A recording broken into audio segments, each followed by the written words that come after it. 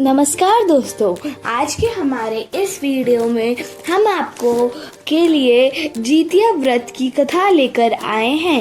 एक समय की बात है, नर्मदा नदी के पास कंचनवटी नाम का एक नगर था। नदी के पश्चिम दिशा में मरुभूमि थी, जिसे बालरू हटा कहा जाता था।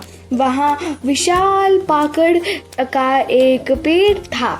उस पेड़ पर चील रहती थी। पेड़ के नीचे एक खोखर था, जिसमें सियारिन रहती थी। चील और सियारिन में गहरी दोस्ती थी। एक बार दोनों ने मिलकर कुछ स्त्रियों को जितिया व्रत करते हुए देखा। तब उन्होंने यह व्रत करने का संकल्प लिया। फिर दोनों ने भगवान जोतवाहन की पूजा करने के लिए निर्जला व्रत रखा। व्रत के दिन उस नगर में एक बड़े व्यापारी की मृत्यु हो गई और व्यापारी का दाह संस्कार उसी मरुस्थल पर किया गया। दिन बीतने के बाद जब रात हुई, तब वहाँ मौसम खराब हो गया। बिजली कड़कने लगी और बादल गरजने लगे। वहाँ पर बड़ा तूफान आया। अब सियारिन को भूख लगने लगी और मुर्दा देखकर वो खुद को रोक न पाई और उसके व्यापारी ने के शरीर को खा लिया और उसका व्रत टूट गया। पर चील ने संयम रखा और नियम व श्रद्धा से अगले दिन व्रत का पारण किया। फिर अगले दिन जन्म में दोनों सहेलियों ने ब्राह्मण के परिवार में दो पुत्रियों के रूप में जन्म लिया। चील बड़ी बहन बनी और उसका नाम शीलावती रखा गया। शीलावती शादी बुद्धि सेन के साथ हुई। सियारन छोटी बहन के रूप में जन्मी, उसका नाम कपूरावती रखा गया। उसकी शादी नगर के राजा मलाई केतु से हुई।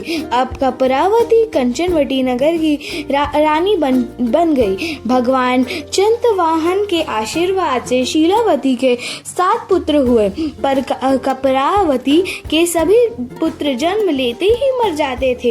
कुछ समय बाद शीलावती के 7 पुत्र बड़े हो गए। वह सभी राजा के दरबार में काम करने लगे।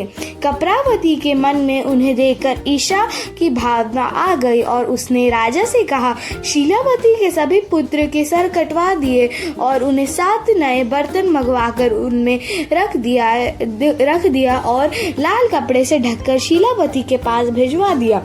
यह देखकर भगवान जयंतवाहन ने मिट्टी के से 7 भाइयों के सिर बनाए और सभी के सिर उनके धड़ से जोड़कर उन पर अमृत छिड़क दिया, जिससे सभी भाइयों में जान आ गई और शीलावती के 7 पुत्र जिंदा हो गए और अपने घर लौट आए। जो कटे हुए सिर रानी ने भेजे थे वह फल बन गए। दूसरी ओर रानी कपूरावती शीलावती के घर से पुत्रों के मृत्यु समाचार सुनने के लिए व्याकुल थी। जब बहुत देर तक कोई समाचार नहीं आया तो कपूरावती स्वयं ही बड़ी बहन के घर चली गई। वहां सबको जिंदा और खुश देखकर वो बेहोश हो गए। जब उसे होश आया तो अपनी बहन ने उसको सारी बातें बता दी। उसे अपनी गलती का पछतावा हो रहा था। भगवान जोतवाहन की कृपा से शीलावती के पूर्व जन्म की बातें याद आ गई। वो कपूरावती को लेकर उसी पाकड़ के पेड़ के पास गई और उससे सारी बातें बताई।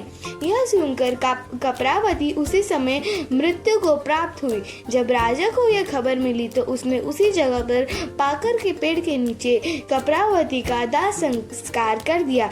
हे भगवान जोतवाहन, जैसे आपने शीलावती के 7 पुत्रों की रक्षा करी, वैसे ही इस कहानी को सुनते हुए हुंकार भरते हुए सब पर कृपा करना। राधे राधे।